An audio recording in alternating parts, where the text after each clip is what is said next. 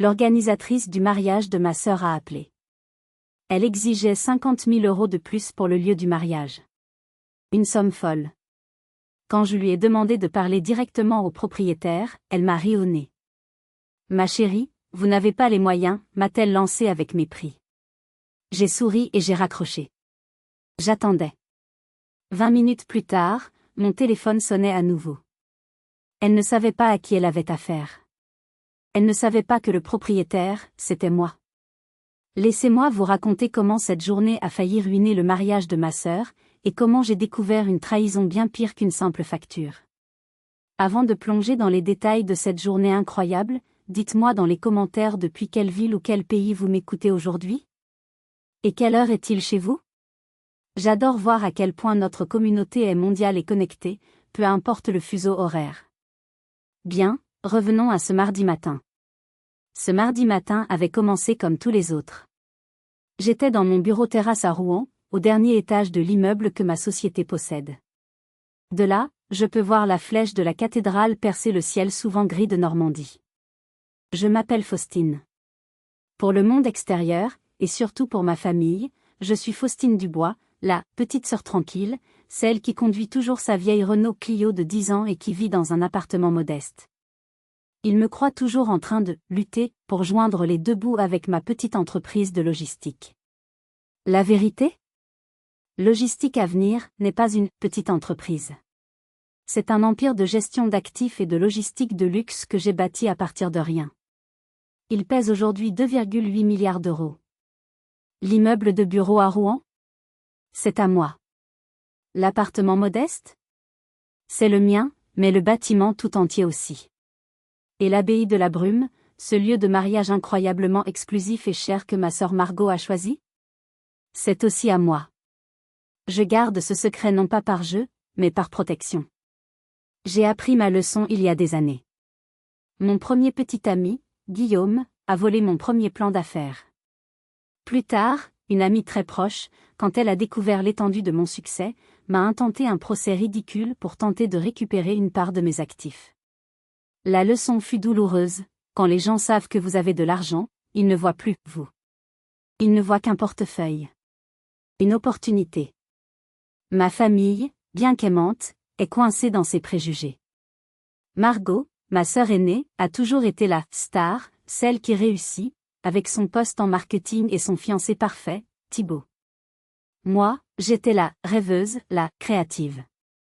Leur inquiétude constante pour ma stabilité financière était devenue une sorte de bruit de fond dans ma vie. J'étais donc là, ce mardi, plongée dans des rapports trimestriels complexes, quand mon téléphone professionnel a sonné. L'identifiant de l'appelant disait « Bénédicte, Orga. Mariage Margot ». Mon estomac s'est légèrement noué. Margot adorait cette organisatrice, Bénédicte, une femme au brushing impeccable et à la réputation de fer dans le milieu des mariages de luxe normand. Moi, je l'avais rencontrée une fois et j'avais immédiatement décelé ce mélange de fausse sympathie et de jugement rapide. Je n'aimais pas cette femme. J'ai décroché. Bonjour, Bénédicte. Sa voix a retenti, claire, enjouée, et tranchante comme du verre.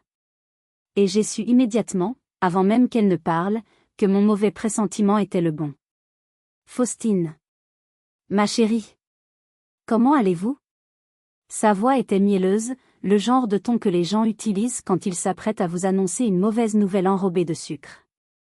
Je vais bien, Bénédicte. Que puis-je faire pour vous? Margot va bien?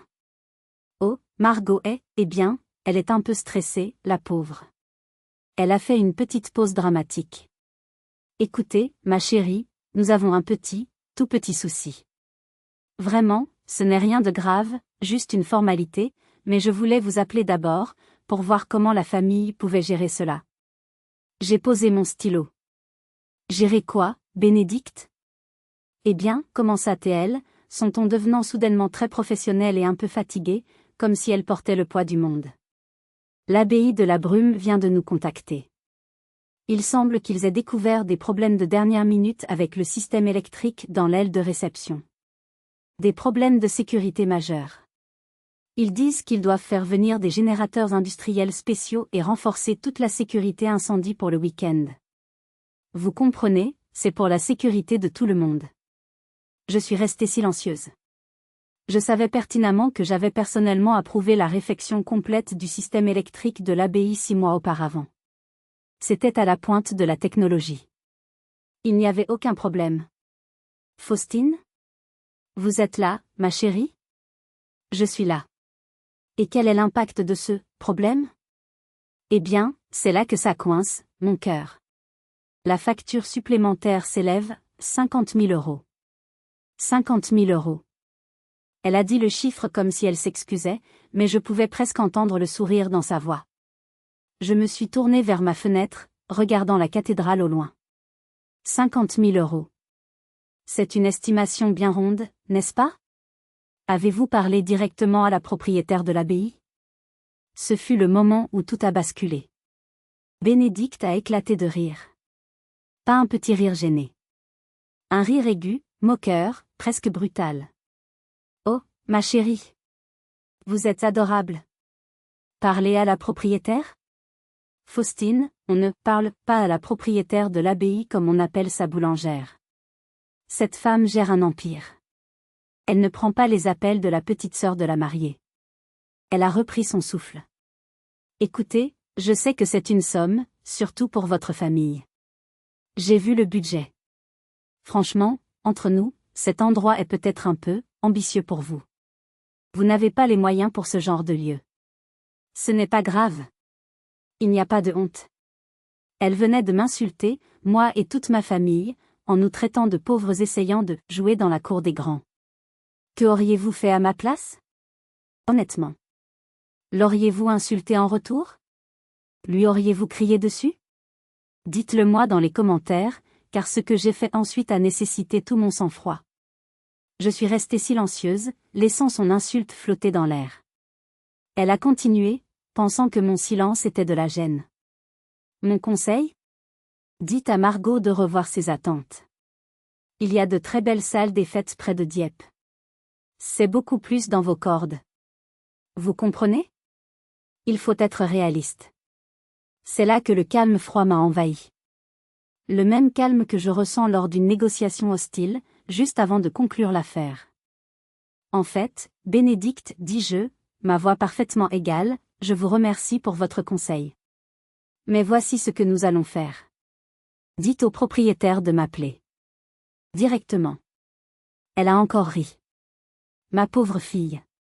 Vous ne comprenez vraiment pas. Bon, je dois vous laisser, j'ai de vrais clients à gérer. Et elle m'a raccroché au nez. J'ai posé mon téléphone sur le bureau en chêne massif. Je n'étais pas en colère. J'étais amusée. Et furieuse. Elle venait de commettre une grave erreur. Le jeu commençait. Pendant quelques minutes, je suis restée immobile, à regarder mon téléphone. Le mépris de Bénédicte était si total, si décontracté. C'était le mépris de quelqu'un qui juge la valeur des gens sur la base de leur voiture, de leurs vêtements, ou de leur capacité à payer 50 000 euros sur un coup de tête. Elle avait regardé ma famille et n'avait vu que des petites gens. Laissez-moi vous expliquer ce qu'elle ne voyait pas. Logistique Avenir n'est pas seulement propriétaire de l'abbaye de la Brume. C'est une société de gestion d'actifs. Nous possédons 15 lieux d'événements de luxe dans tout le nord de la France, du Touquet à la baie de Somme. Nous gérons également la logistique pour plusieurs des plus grandes maisons de mode parisiennes. Nous sommes discrets, mais nous sommes partout. L'abbaye n'est qu'un joyau de ma couronne, un lieu que j'ai personnellement sauvé de la ruine il y a 3 ans parce que j'aimais ces vieilles pierres. Mais pourquoi ma famille ne savait-elle rien de tout cela? La réponse est compliquée. Elle est liée à la douleur que j'ai mentionnée plus tôt, mais aussi à ma famille elle-même. Mes parents sont des gens bien. Des enseignants à la retraite. Travailleurs, honnêtes, mais incroyablement traditionnels. Pour eux, le succès se mesurait à des jalons très spécifiques, un bon diplôme, un emploi stable, un mariage, des enfants. Margot avait coché toutes les cases. Elle était la star. Son poste en marketing était stable. Son fiancé, Thibaut, venait d'une bonne famille. Moi? J'étais le point d'interrogation. J'avais abandonné un master en histoire de l'art pour bricoler, avec des ordinateurs et de la logistique. Ils ne comprenaient pas ce que je faisais. Je me souviens du dîner de Noël d'il y a 2 ans.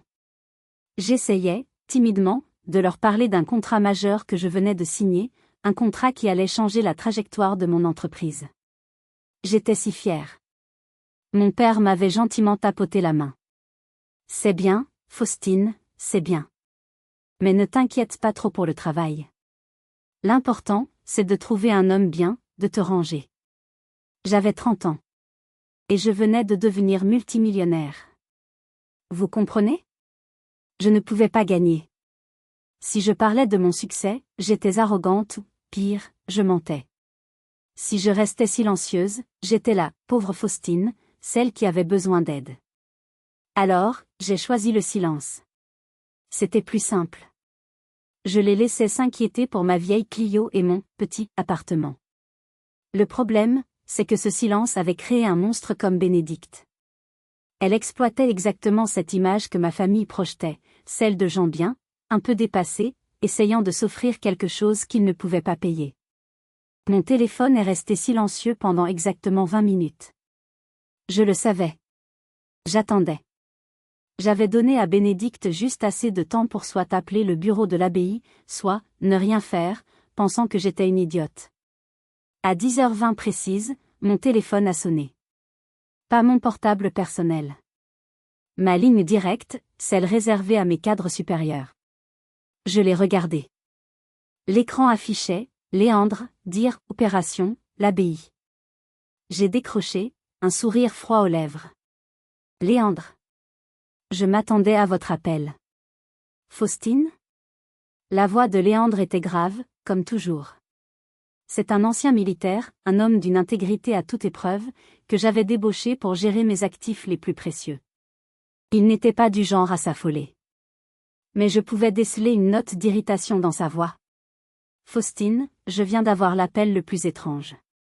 Une certaine Bénédicte, l'organisatrice du mariage Carmichael, enfin, le mariage de votre sœur. »« Je suis au courant, dis-je calmement.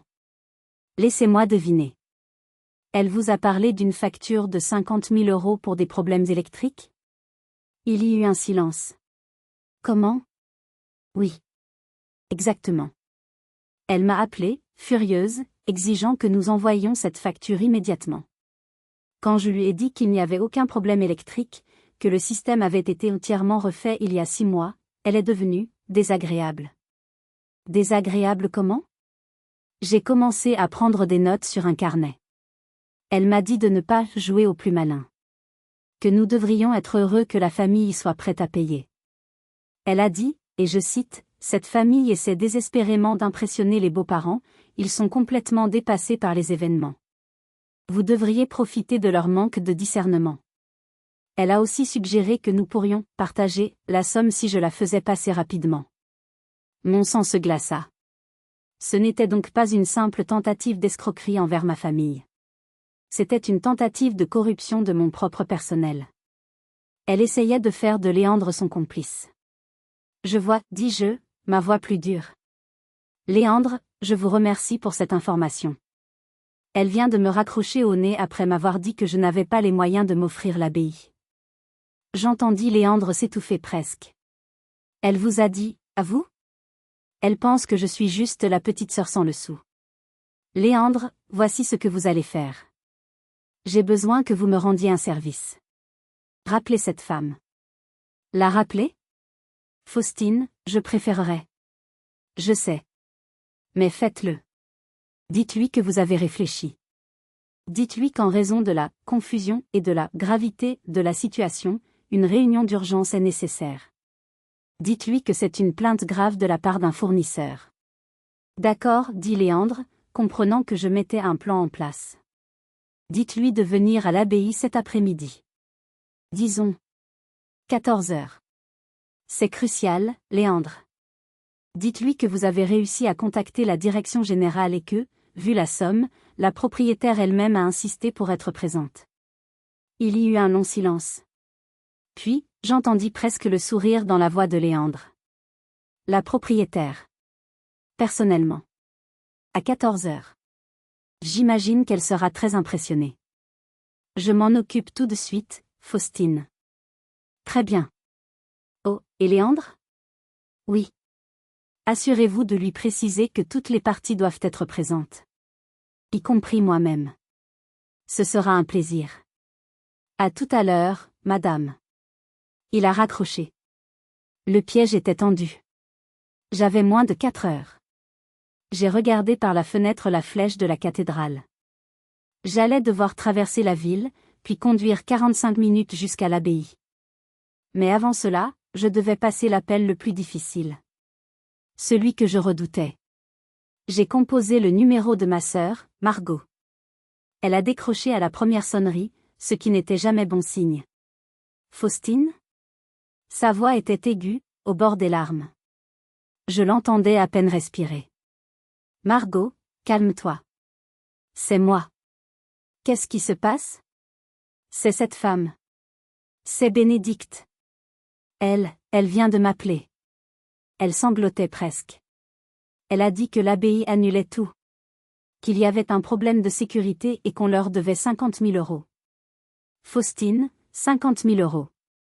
Sinon, ils annulent le mariage de samedi. Le venin montait en moi.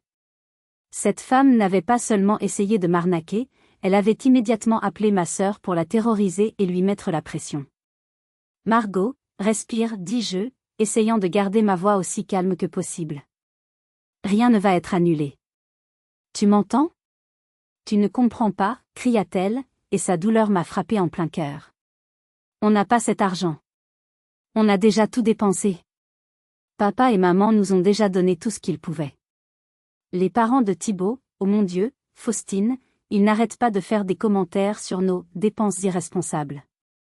Si Thibaut apprend ça, il va penser que je suis une idiote. La haine que je ressentais pour Bénédicte à cet instant était brûlante. Elle n'attaquait pas seulement un budget, elle attaquait la confiance de ma sœur, sa relation, sa fierté. Margot avait travaillé en double poste dans son agence de marketing pendant 18 mois pour économiser chaque centime pour ce mariage. Elle avait tout fait elle-même, chaque choix de fleurs, chaque détail, et cette organisatrice était censée l'aider, pas la détruire. Margot, où es-tu? Je suis dans ma voiture. Je ne voulais pas que Thibaut m'entende pleurer. Faustine, qu'est-ce que je vais faire? Bénédicte a dit, elle a dit que la propriétaire était une milliardaire qui s'en fichait de nous, qu'elle ne se souciait pas des petits clients, et qu'elle préférerait louer l'endroit à quelqu'un d'autre à la dernière minute pour plus cher. Elle a dit ça, ma voix était devenue dangereusement basse. Oui. Et elle a dit que la seule solution était de payer avant cet après-midi, sinon tout était fini. Margot. Écoute-moi. C'est très important. Cette femme te ment. Comment tu sais? Tu ne la connais pas. 50 000 euros, c'est de l'argent réel, Faustine. Ce n'est pas comme quand on était petite et que tu me donnais ton argent de poche. C'est la vie d'adulte. Elle avait raison. Je ne comprenais pas. Pour moi, 50 000 euros était une ligne sur un tableur, un coût opérationnel. Pour elle, c'était la fin d'un rêve. C'était l'humiliation devant la famille de son futur mari. Je sais, dis-je doucement. Je sais que c'est réel. C'est pourquoi je veux que tu fasses quelque chose pour moi. J'ai besoin que tu viennes à l'abbaye. Cet après-midi. À 14 heures. Quoi? Non. Je ne peux pas y aller. Je ne peux pas les regarder en face. Margot. Fais-moi confiance. S'il te plaît. Pour une fois, fais-moi confiance. J'ai parlé à l'abbaye. Il y a une réunion. Tu dois être là. Je serai là aussi. Il y eut un long silence, seulement ponctué par ses reniflements. Toi? Mais, pourquoi toi? Parce que je suis ta sœur. Et je gère ça. D'accord? 14 heures. Ne sois pas en retard. Et s'il te plaît, ne rappelle pas Bénédicte. J'ai raccroché avant qu'elle ne puisse protester. Mon cœur battait à tout rompre. J'étais en colère contre Bénédicte, mais aussi contre moi-même. Mon secret, ma stupide fierté de vivre cachée, avait mis ma sœur dans cette position vulnérable. J'ai attrapé mes clés. Il était temps de mettre fin à cette mascarade. Mais alors que je me dirigeais vers la porte, une pensée horrible m'a frappée. Si Bénédicte était prête à mentir sur 50 000 euros, sur quoi d'autre mentait-elle? Cette pensée m'a arrêté net. Si elle était assez audacieuse pour essayer de corrompre mon directeur général, qu'avait-elle fait d'autre? Je suis retourné à mon bureau et j'ai appelé Léandre. Léandre, c'est encore moi. J'ai un mauvais pressentiment. Faustine? Que se passe-t-il? Cette femme, Bénédicte. Elle ne se contente pas de l'argent. J'ai besoin que vous fassiez quelque chose pour moi, et vite. J'ai besoin que vous demandiez à notre service informatique de récupérer absolument tous les emails envoyés par Bénédicte depuis le serveur de l'abbaye au cours des dernières 48 heures. Surtout ceux envoyés à nos fournisseurs. Nos fournisseurs? Mais elle est censée. Je sais ce qu'elle est censée faire, Léandre. Mais elle vient de terroriser ma sœur. Je veux savoir si cette histoire de 50 000 euros est le début ou la fin de ces mensonges. Je m'en occupe. Le service informatique est juste en bas. Donnez-moi 10 minutes. J'ai attendu, le cœur battant. C'était une chose d'être avide. C'en était une autre de saboter activement un événement. Bénédicte avait accès à tous nos systèmes en tant qu'organisatrice agréée. Elle pouvait faire des dégâts considérables. Les 10 minutes les plus longues de ma vie se sont écoulées. Mon téléphone a sonné. C'était Léandre. Sa voix n'était plus simplement irritée. Elle était glaciale. Faustine. C'est pire que ce que nous pensions. Expliquez-moi. Elle n'a pas seulement essayé de nous escroquer. Elle a activement saboté les choix de votre sœur. Vous vous souvenez de la fleuriste locale que Margot avait choisie? Madame Valois, de la petite boutique de Yvetot? Oui, dis-je, mon estomac se tordant. Maman et Margot l'adorent. C'est pour ça qu'elles l'ont choisie. Eh bien, Bénédicte a envoyé un email à Madame Valois hier soir, prétendument de la part de la direction de l'abbaye, lui disant que pour des raisons phytosanitaires, nous n'acceptions plus ses fleurs. Elle a annulé le contrat. Quoi? J'étais debout maintenant. Mais pourquoi? Attendez, dit Léandre, sa voix dure. 20 minutes après avoir annulé Madame Valois, elle a envoyé un nouveau bon de commande à un autre fournisseur. Un fleuriste de luxe de Paris. Les fleurs d'élite, point. Je ne connais pas, dis-je. Moi non plus. Mais j'ai fait une recherche rapide. Le gérant de Les Fleurs d'élite s'appelle François Martin. Le même nom de famille que Bénédicte. Son cousin, ai-je murmuré, la nausée montant en moi. Et le devis, continua Léandre, est exactement 3 fois plus cher que celui de Madame Valois. Et j'ai ici un email de Bénédicte à son cousin, discutant d'une commission de 30% pour lui avoir trouvé ce contrat. Je me suis assise, le souffle coupé. Ce n'était pas de l'incompétence. Ce n'était pas de l'avidité simple. C'était une fraude calculée, méchante, qui utilisait le mariage de ma sœur comme sa tirelire personnelle, tout en détruisant les rêves d'une petite commerçante locale. Faustine? Imprimez tout, Léandre, dis-je, ma voix tremblant de fureur. Imprimez chaque email. Chaque facture. Chaque conversation. Je veux un dossier complet sur mon bureau quand j'arriverai. Ce sera fait. Faustine, je suis désolée. Ce n'est pas votre faute, Léandre. Mais nous allons mettre fin à cela. Aujourd'hui. J'ai raccroché. J'ai attrapé mon sac. La colère était si forte qu'elle avait chassé toute autre émotion. Il n'était plus question de secret, il n'était plus question de fierté. Il était question de justice pour ma sœur. Il était temps que la petite sœur tranquille montre enfin les dents. Il était 13h15. J'ai quitté mon bureau de Rouen en trombe. J'ai couru vers le parking souterrain, ignorant les ascenseurs lambrissés, pour atteindre ma fidèle Renault Clio vieille de 10 ans. J'ai démarré le moteur, qui a tout sauté avant de s'animer. Les 45 minutes de route de Rouen à la campagne normande où se nichait l'abbaye ont été un supplice. Je n'arrêtais pas de penser à Margot, pleurant dans sa voiture. Je pensais à Madame Valois, cette gentille fleuriste, recevant cet email brutal annulant la plus grosse commande de son année. Je pensais à l'arrogance de Bénédicte, si sûre d'elle, si sûre que nous étions trop stupides, trop pauvres et trop impressionnés pour vérifier. Chaque kilomètre qui passait, ma colère se solidifiait. Elle passait de la fureur chaude à une détermination froide comme l'acier. À 13h45, j'ai passé les grands portails en fer forgé de l'abbaye de la Brume. C'était mon joyau. J'avais passé 3 ans et des millions d'euros à restaurer ces pierres du XVIIe siècle, à transformer ces jardins à l'abandon en un paradis. C'était censé être un lieu de joie. Aujourd'hui, c'était un champ de bataille. J'ai garé ma Clio dans la cour d'honneur. La première chose que j'ai vue, c'est l'énorme BMW X5 noir, flambant neuve, de Bénédicte, garée juste devant l'entrée principale, dans un endroit normalement interdit au stationnement. La juxtaposition était presque comique. Ma petite voiture sale à côté de son tank de luxe. Je suis sortie et j'ai redressé ma veste. Je n'avais pas eu le temps de me changer.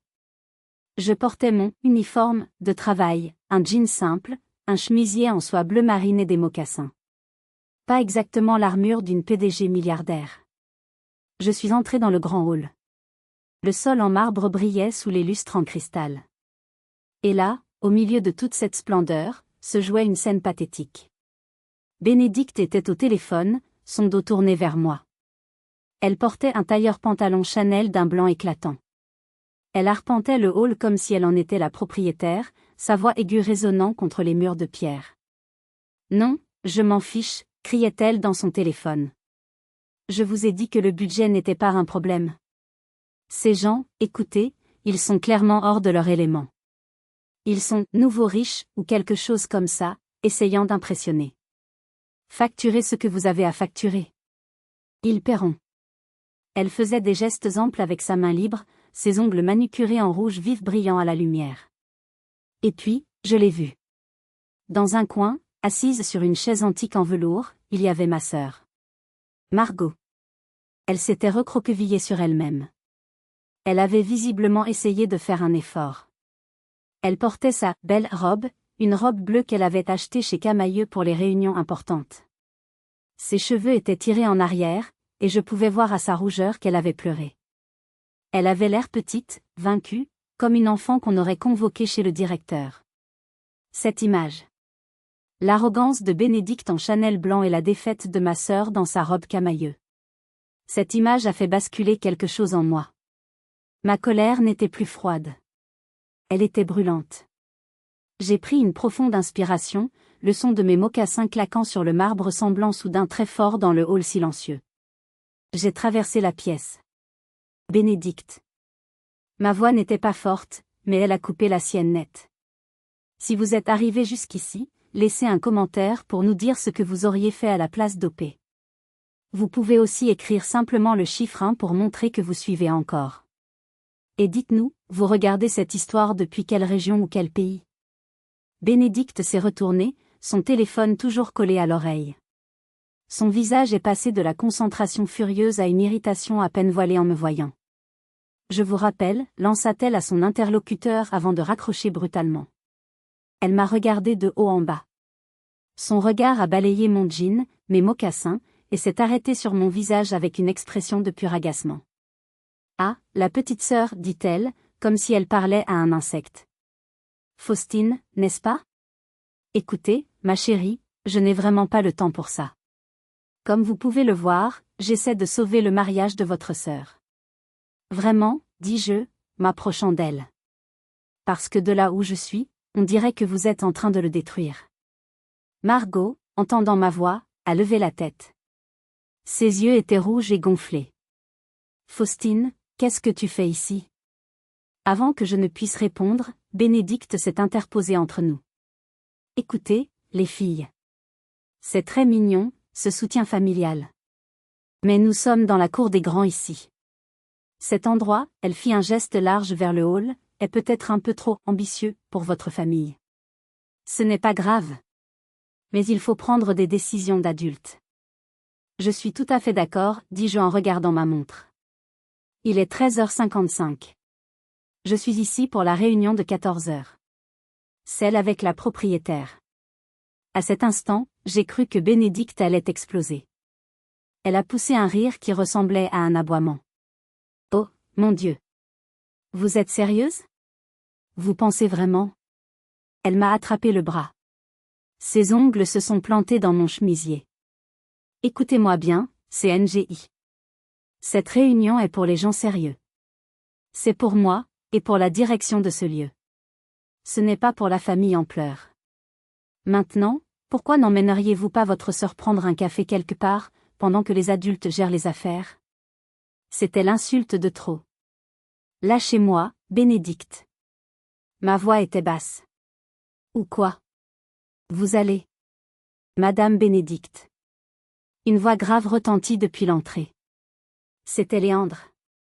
Il se tenait là, immense dans son costume sombre, un dossier épais sous le bras. Il avait l'air d'un rocher sur lequel les vagues se brisent.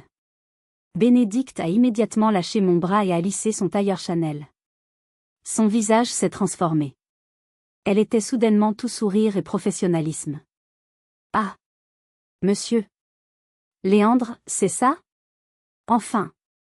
J'espère que nous allons pouvoir régler cette affaire de 50 000 € rapidement. La propriétaire est-elle là? En effet, dit Léandre, avançant lentement. La propriétaire est prête à vous voir. Dans son bureau privé.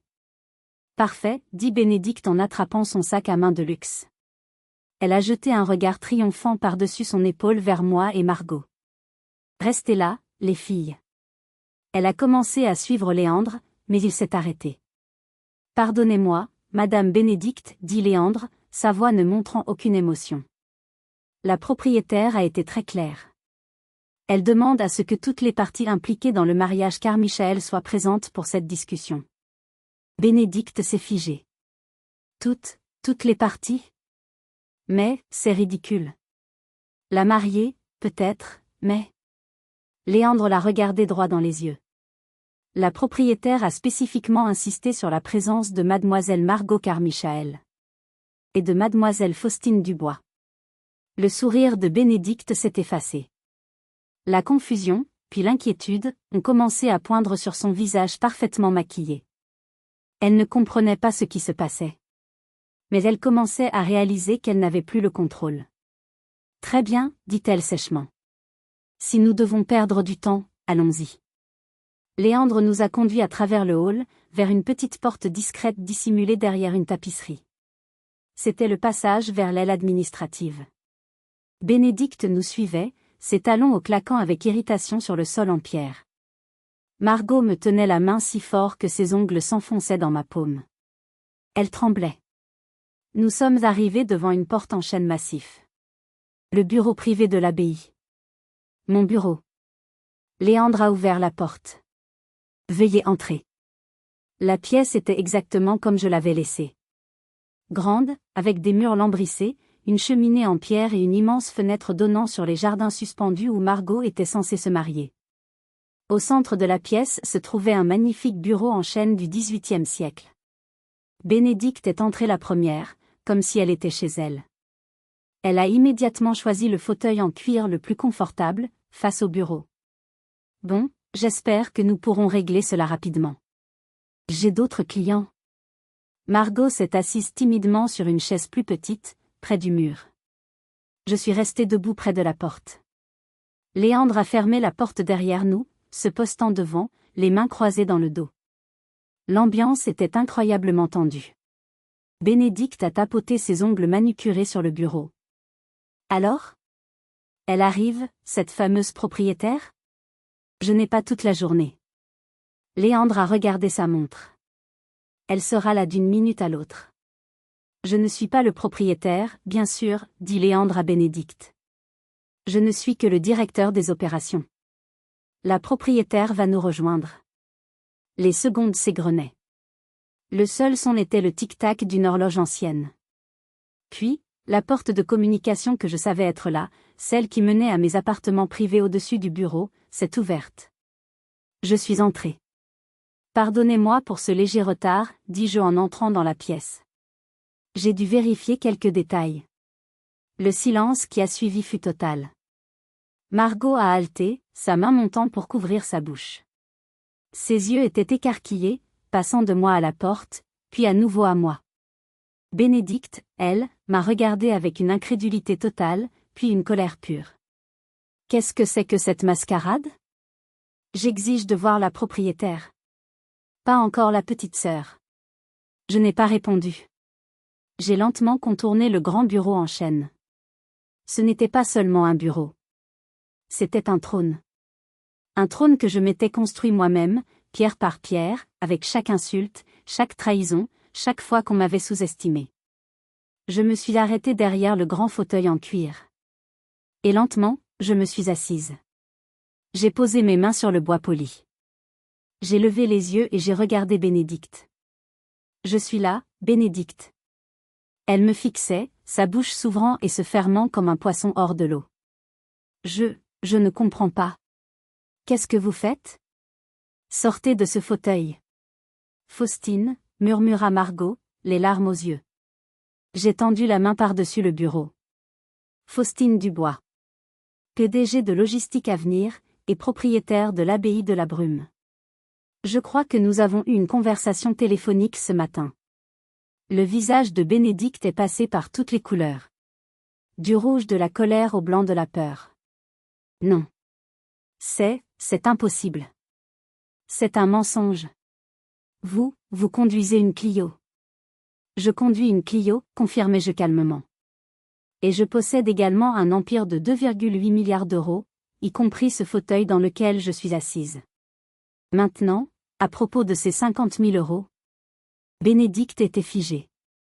Le choc sur son visage était si intense que c'en était presque comique. Vous mentez. Léandre, dis-je sans la quitter des yeux. Le dossier, s'il vous plaît. Léandre s'est avancé et a posé le dossier épais sur le bureau devant moi. Je l'ai ouvert. Alors, Bénédicte. Parlons de ces 50 000 euros. Une somme très précise. Vous avez mentionné des problèmes électriques et de sécurité. C'est ce que vos techniciens m'ont dit, balbutia-t-elle. Vraiment? C'est étrange. Parce que nos techniciens, tout comme nos services d'éclairage et de sécurité, sont des filiales de Logistique Avenir. Je les possède aussi. Et selon mes rapports, le système électrique de l'abbaye est non seulement neuf, mais il est surdimensionné. Il n'y a jamais eu de problème. J'ai sorti un premier papier. Ceci est la transcription de votre appel à Léandre ce matin, où vous lui avez suggéré de profiter du manque de discernement de ma famille. Les yeux de Bénédicte se sont écarquillés en voyant ses propres mots sur le papier. Vous n'avez pas le droit. C'est privé.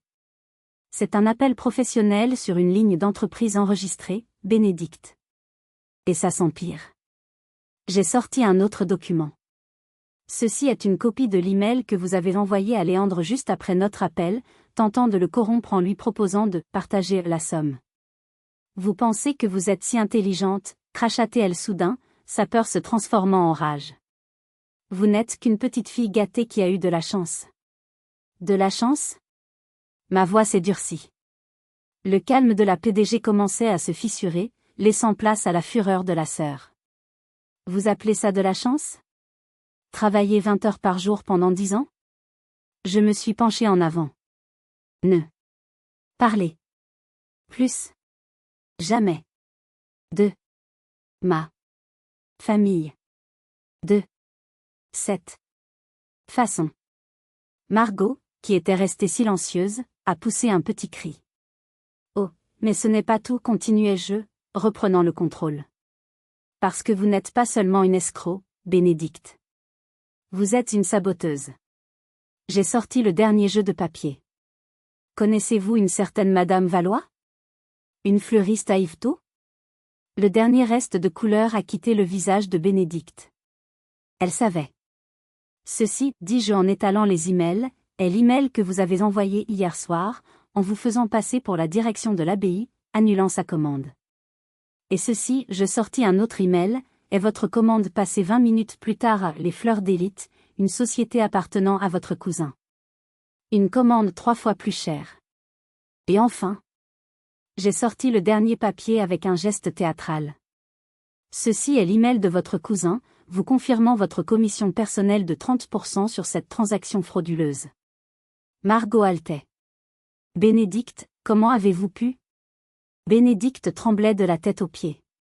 Je peux expliquer. C'est une erreur, un malentendu. Un malentendu, dis-je en me levant. Vous avez terrorisé ma sœur. Vous avez tenté de corrompre mon personnel. Vous avez failli ruiner la réputation d'une petite commerçante locale. Et vous avez essayé de me faire payer pour tout ça. Ce n'est pas un malentendu, Bénédicte. C'est une fraude. Je vais vous poursuivre en justice, cria-t-elle. Je vous souhaite bonne chance, dis-je froidement. Léandre a déjà transmis ce dossier à notre service juridique. Et une copie sera envoyée à l'Association des planificateurs de mariage de France avant la fin de la journée. Vous ne travaillerez plus jamais dans cette industrie. Vous ne pouvez pas faire ça, hurla Bénédicte, se levant si vite que sa chaise faillit basculer. J'ai des relations. Je connais tout le monde dans ce métier. Je vais ruiner la réputation de cet endroit. Je dirai à tout le monde à quel point vous êtes instable. J'ai presque ri. Des relations ? Bénédicte, je suis le métier. Logistique Avenir possède ou gère en partenariat la plupart des grands lieux de cette région. Les relations que vous pensez avoir, ce sont mes employés. Quant à ma réputation, je me suis approché d'elle. Vous avez menti à ma mère en lui disant que les gens comme nous ne pouvaient pas s'offrir un bar ouvert. Vous avez dit à ma sœur que sa robe était à peine adéquate. Vous avez tenté de voler 50 000 €. Je pense que ma réputation s'en sortira très bien. Je me suis retourné vers mon bureau. Léandre. Vous êtes viré. Veuillez la raccompagner à la sortie. Assurez-vous qu'elle rende tous les badges d'accès. Mon contrat ? Tenta-t-elle de protester. Votre contrat est nul et non avenu en raison d'une rupture pour faute lourde, à savoir, la fraude. Maintenant, sortez de mon bureau. Bénédicte se tourna alors vers la seule personne qu'elle pensait pouvoir manipuler. Margot. Margot, s'il vous plaît. C'est votre mariage. Vous ne pouvez pas la laisser faire ça. Elle ruine tout. Et ce fut le moment le plus incroyable de la journée. Margot, ma sœur douce, anxieuse, qui avait pleuré dans sa voiture 1 heure plus tôt, s'est levée. Lentement. Elle a regardé Bénédicte, non pas avec peur, mais avec un calme que je ne lui avais jamais vu. Moi, dit Margot, sa voix basse mais ferme. C'est vous qui avez ruiné les 3 derniers mois de ma vie. Vous m'avez fait sentir petite. Vous m'avez fait sentir indigne de cet endroit, indigne de mon fiancé. Vous avez critiqué chaque choix que j'ai fait. Et maintenant, j'apprends que vous avez essayé de nous voler, et de saboter mes fleurs. Elle s'est approchée de Bénédicte. Vous n'avez pas seulement essayé de voler de l'argent. Vous avez essayé de voler ma joie. Alors non, ce n'est pas ma sœur qui ruine tout. C'est vous. Sortez. Bénédicte la regarda, abasourdie. Elle avait perdu. Léandre s'est approché. Madame. Par ici. Elle lui lança un regard noir, attrapa son sac, et sortit de la pièce sans un autre mot, suivie par Léandre. La porte s'est refermée.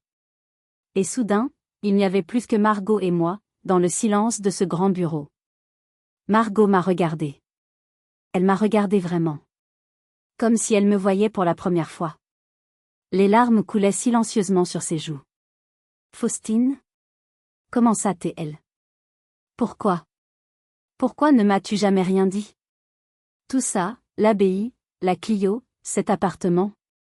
Je me suis sentie soudain épuisée. Je suis retournée m'asseoir, non pas dans le fauteuil de la PDG, mais sur le bord du bureau.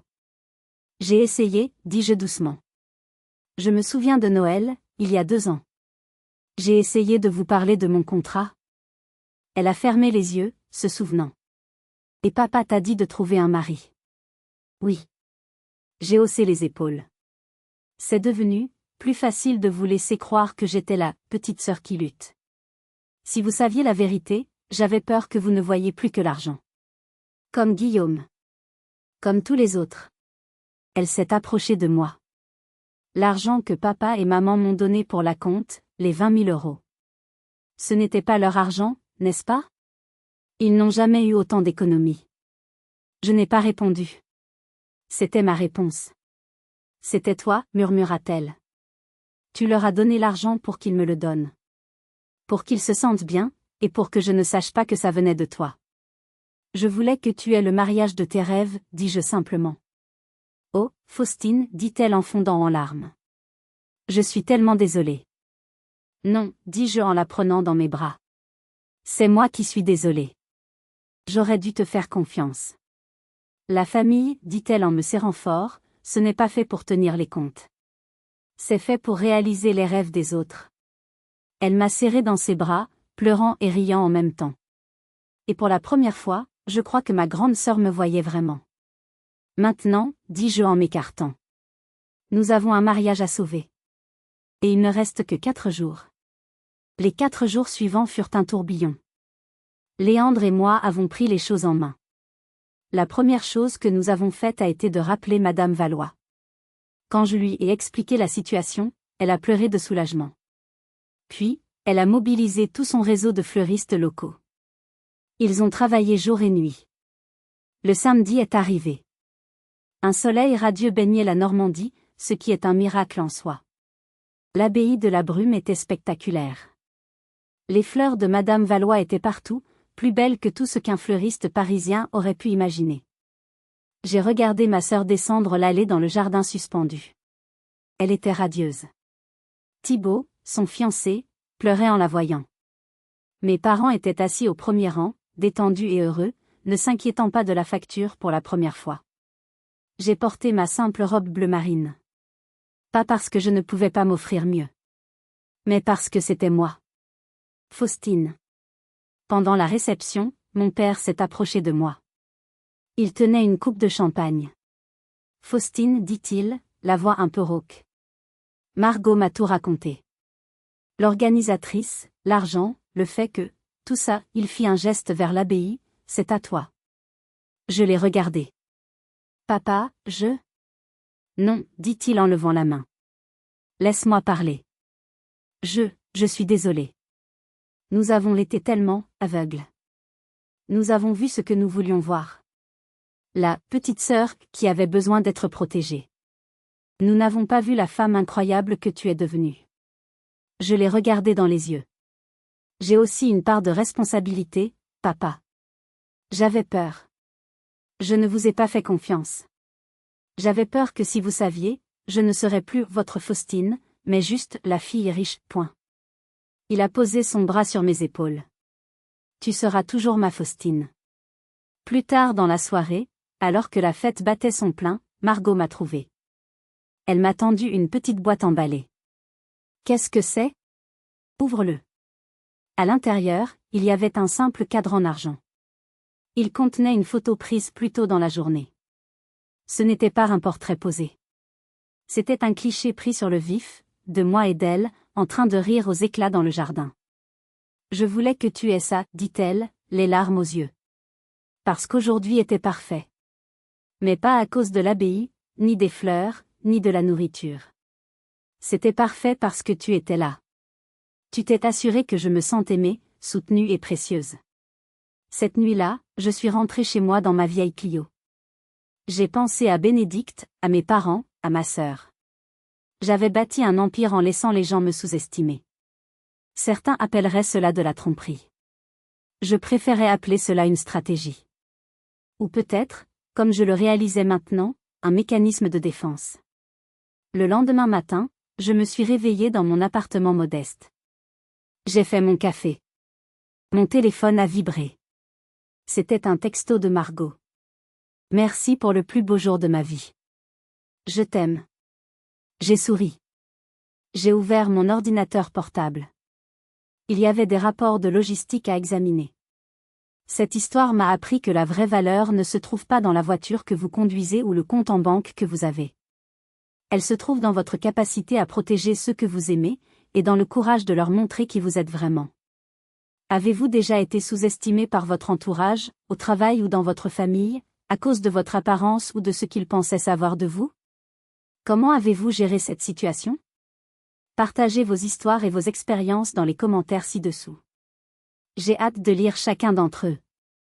Et si vous avez aimé cette histoire, si vous aimez quand la justice triomphe et que la vérité éclate, n'oubliez pas de laisser un « j'aime » sur cette vidéo, et surtout, de vous abonner à la chaîne pour ne jamais manquer une nouvelle histoire.